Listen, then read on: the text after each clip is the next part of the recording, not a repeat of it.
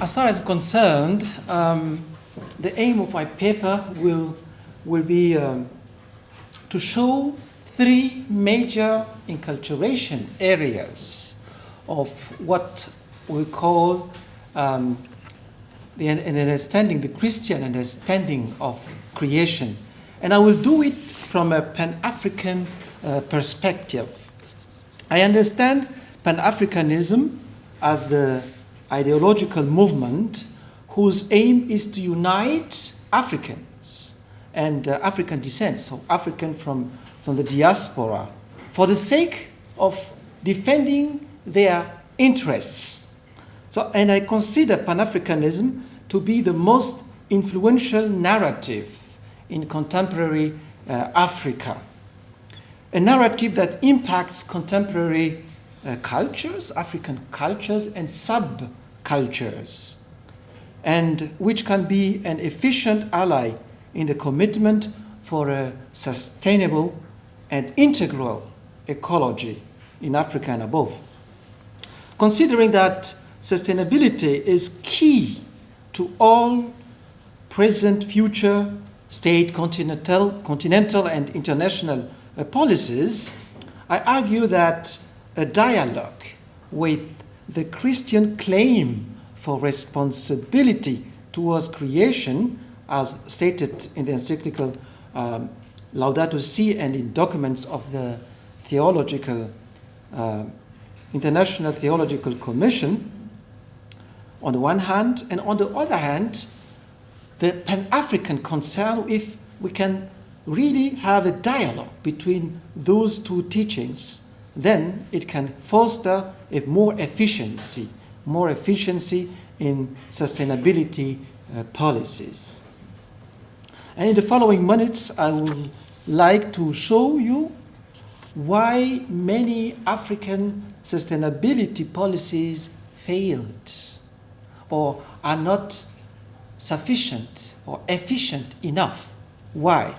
And after that, I would like to engage in a kind of dialogue between, on the one hand, the Christian understanding of creation and the meaning of responsibility, Christian responsibility to creation on the one hand, and Pan-Africanism on the other hand.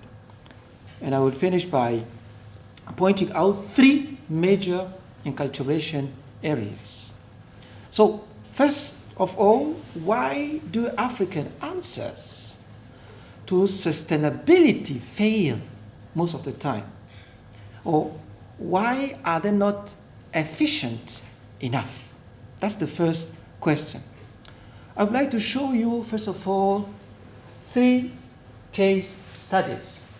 The first case study comes from Chad. And especially, Chad is a country in the Central Africa, surrounded by Libya in the north, Sudan, Central African Republic, Cameroon, Nigeria, and Niger. I would like to talk about the Lake Chad. As you can see on this map, the Lake Chad in the 60s were 25,000 square kilometers, the size of this lake. And nowadays, so 2007 and after 2007, we have only 1,350 square kilometers. That's a concrete consequence of drought desertification. And 2012, our president, the late President Idriss Déby Itno, went to the water summit in Marseille, and there he got a lot of funds for saving the Lake Chad. That was one of the names of the projects. Until today, nobody knows where the fund went, disappeared in the nature. So you can understand that one of the major causes of failure in fight against desertification, climate change is bad governance. And secondly, there is also another reason. It has been said that people wanted to, in the project, there were a project to fill the Lake Chad with water from the Congo River. But the Congolese said, no, it will disturb our ecosystem. So we don't agree to give you our water from the Congo River. So this is another reason why climate change policy strategies fail. There is not enough cooperation between African countries. The second study case is the Renaissance Dam in Ethiopia. You certainly heard about this project to build on the Blue Nile. The Blue Nile is over there in red. A great dam in order to foster the economic development of Ethiopia. But Egypt and Sudan are not happy with this project because it means their own ecosystem will change as well. And they will have tremendous bad consequences on their social life, economic life, and so on.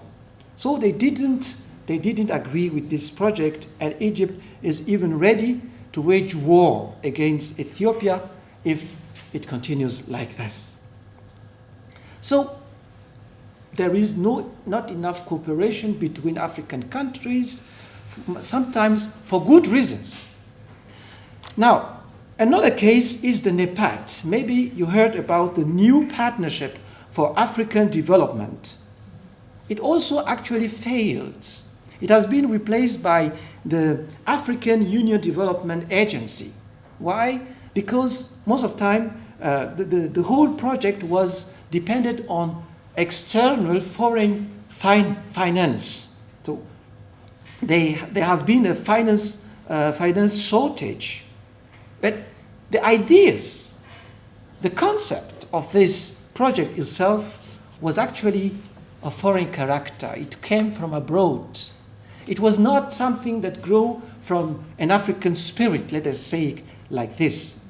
So we have already one solution, at least a way to find the first solution, namely African problems should be solved by Africans first and foremost. What do I mean? I want just to say with Fabien Eboussi-Boulaga that if we want, as Africans, to solve our own problems, we don't have to relate on others to see these problems. We have first and foremost to relate on ourselves. And there is a very important freedom movement, actually, ideology, which is very influential nowadays in Africa. It is called Pan-Africanism. And Pan-Africanism, as I said, is one of the most influential movements in contemporary Africa. It has a great impact on African cultures, urban cultures, contemporary cultures, subcultures. It binds different people like Marcus Garvey, you might know him, Martin Luther King, Kwame Nkrumah, Thomas Sankara, Nelson Mandela. All those are considered as heroes of Pan-Africanism. So, and they have this ideology in common, and this ideology is nowadays changing Africa. If you are, if you see what is going on in the Sahel zone, for example, actually the youth there are very much influenced by Pan-Africanism. So, as I said, Pan-Africanism influences contemporary culture. But what is the underneath understanding of culture which is operating here? I understand here culture as a tool to transform. But first and foremost, I understand it in a semiotic way with Clifford Geertz. Human beings are agents of their cultures by giving meaning to their environment. So if they succeed actually to give meaning to their environment according to the challenges of environment, of sustainability, it can really help people to change concrete, to let come about concrete change. So let us go further and say that the African youth, who is very much convinced by the ideology of Pan-Africanism, they can change this situation concretely if we inculturate somehow ideas of responsibility, the Christian idea of responsibility towards creation. Let us say that this is not new, actually, in Pan-Africanism. Maybe you know this woman, Wangari Maathai, a Nobel Prize, Kenyan.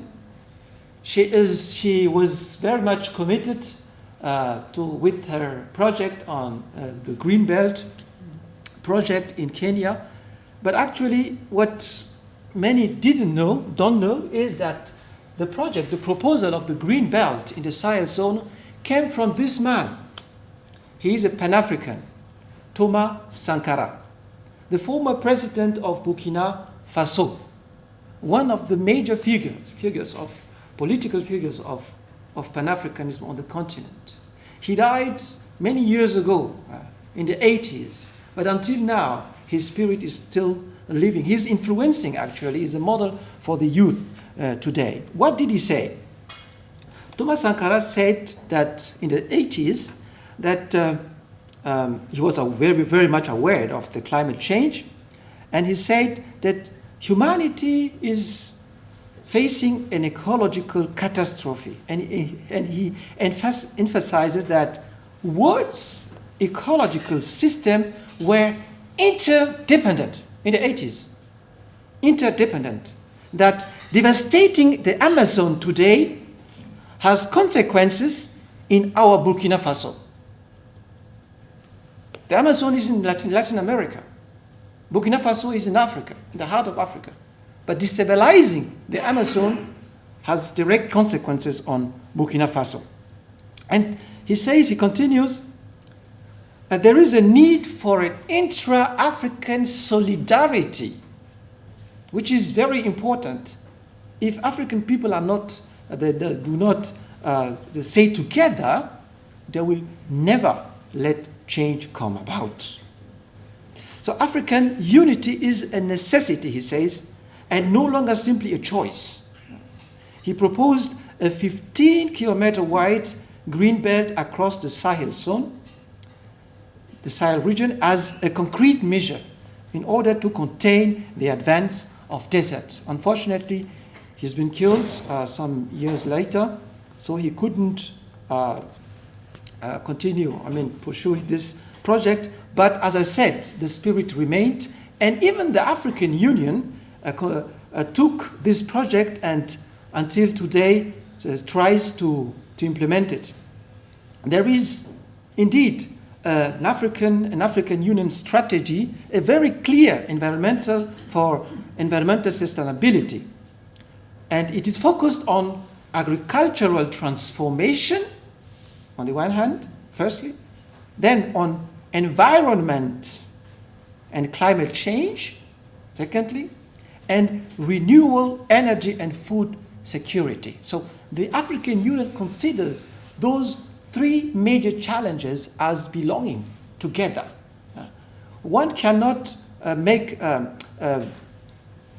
commit himself to against climate change when there is food shortage, when people are starving, and when there is no energy, there is no industry, and there is no wealth for the country, and poverty. When there is poverty, there is no need actually to fight for climate change, for the environment, since the first priority is to live. The first priority is to live.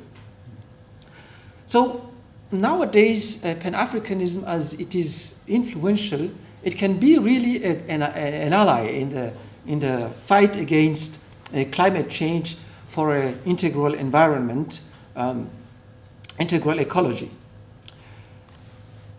But there is a problem.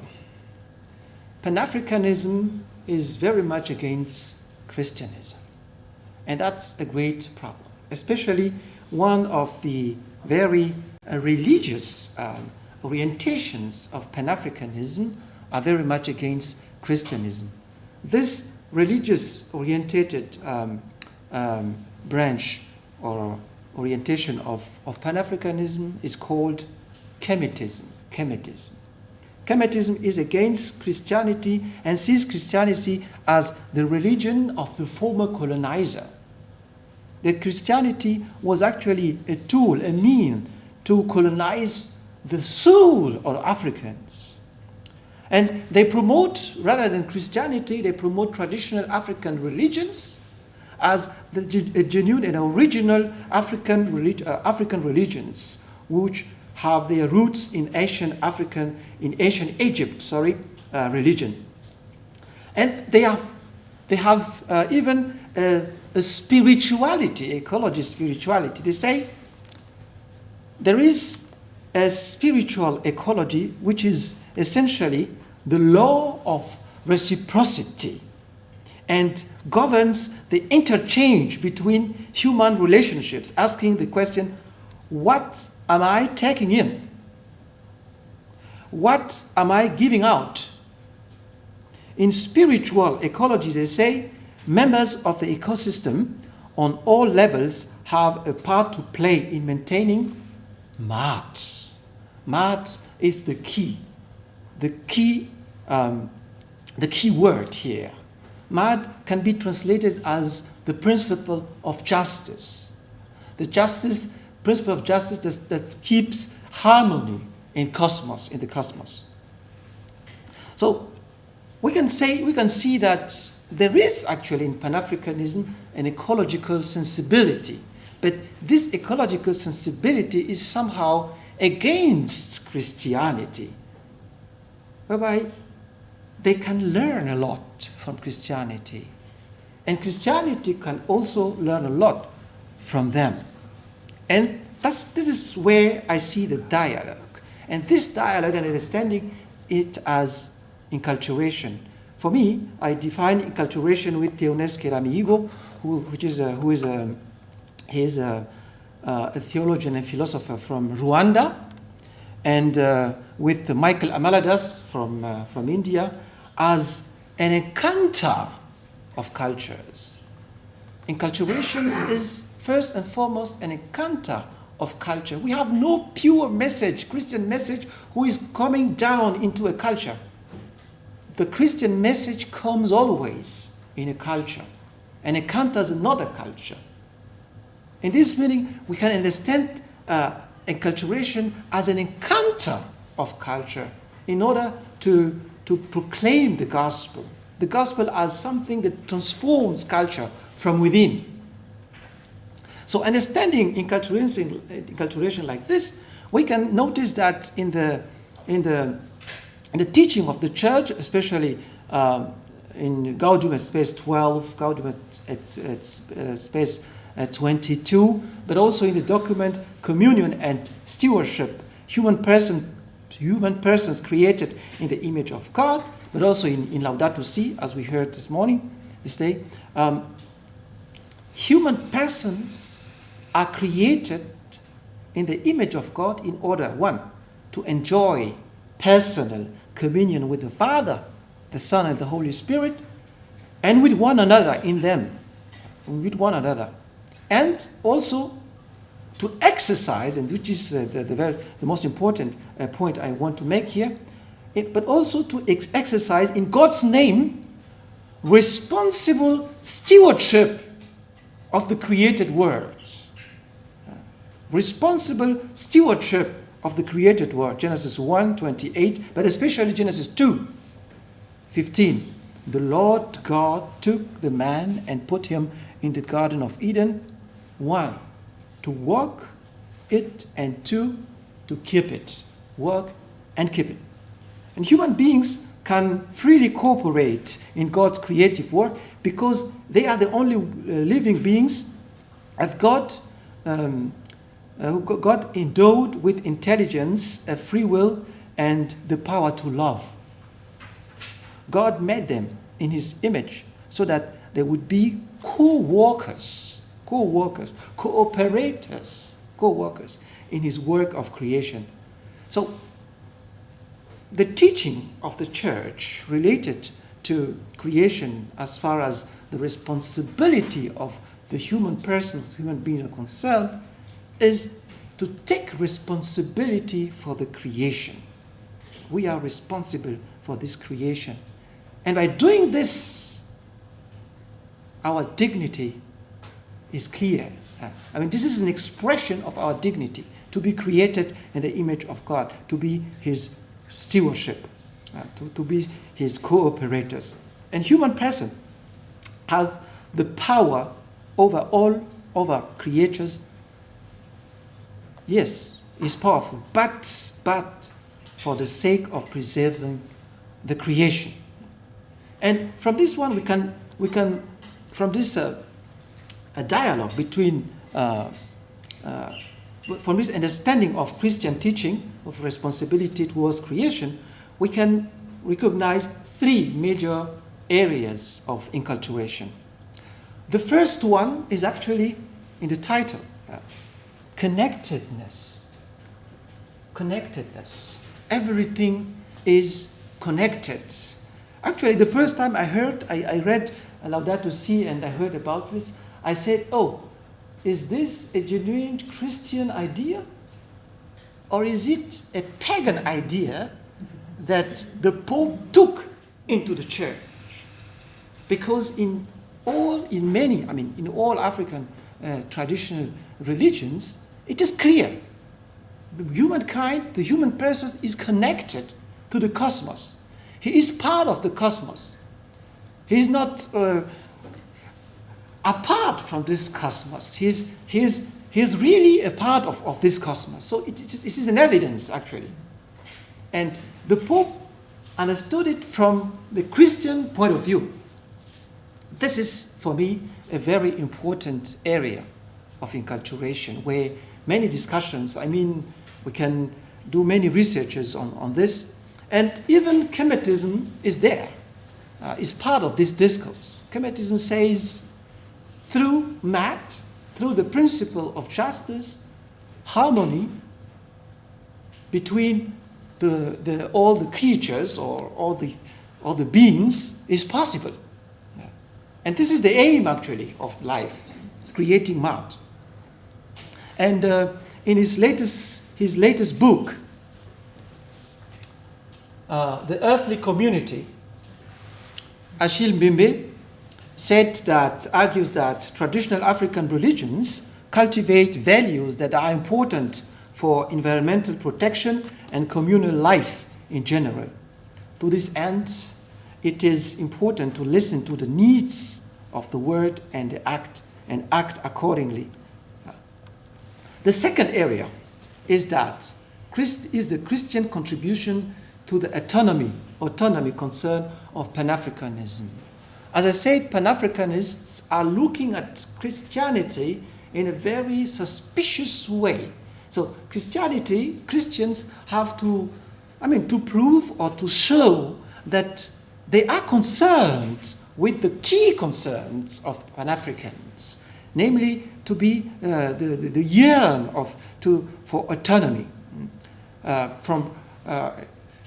This is an understanding. This is a challenge that comes from the history of black people, beginning from the slave trade to the colonization, to the new colonization. This is a major point, a major concern in Pan-Africanism. But was Christianity only on the other side, on the wrong side? No, because many of the Pan-Africanists were themselves Christians. Wilmot Blyden, he was a pastor. He is one of the major intellectuals who thought the idea, the reality of, or this very important key word of Pan-Africanism, which is Ethiopianism. He was a pastor. And the idea of the dignity of human being, it comes from Christianity somehow. So Christianity was not only on the wrong side, Christianity was also on the side of the Pan-Africanists. And we have to show that in order to come close to Pan-Africans. And the third area is that Pan-Africanism, out of this dialogue with Christianity, can come to a critical self-awareness. Self-awareness. Most of the time, Pan-Africanists are reactive rather than active. Reaction because of the historical wounds African went through, the historical wounds African got through the history. But they have to go further than that and act, because transformation will come about when there is action. So culture can be changed.